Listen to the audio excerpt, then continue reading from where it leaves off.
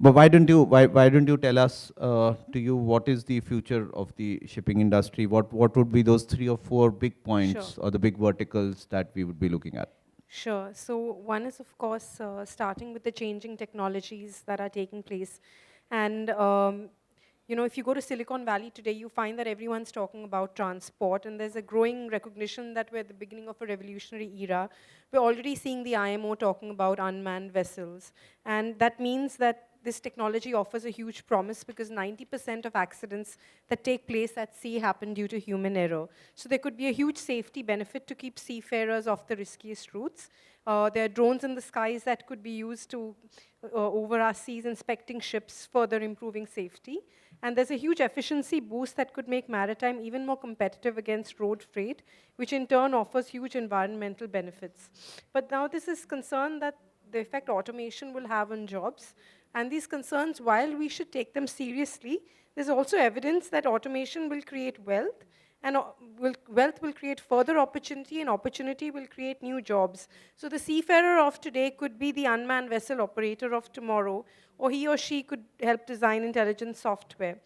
And all these require different skills, and that's why the industry needs to keep in touch with its changing workforce, and that's why maritime training and education is really, really critical and important. But one of the points that was discussed today, there was a 4-point agenda, and somebody added a 5th point and a 6th point, and I want to add my 7th and say that in the industry makeup, is today male dominated, and the ITF estimates that 98% of the maritime workforce is male. We did an Indian study to find out there's only 4% of female CEO.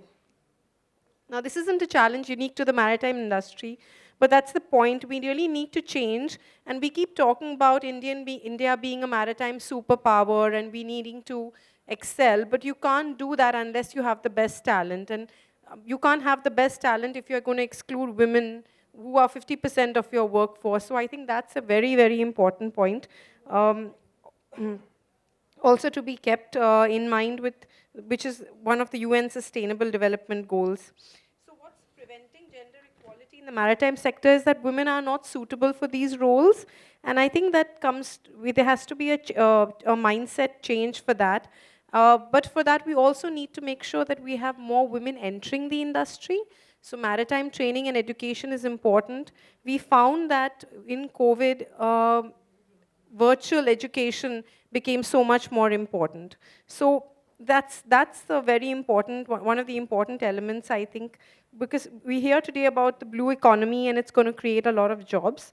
But how is it going to do that? Unless we're going to have a trained workforce, we're not going to be able to create more jobs. Yeah, and finally, coming with changing technologies come with its security threats. So I think that cyber security is a huge concern. The more we revolutionize, we turn to digitization.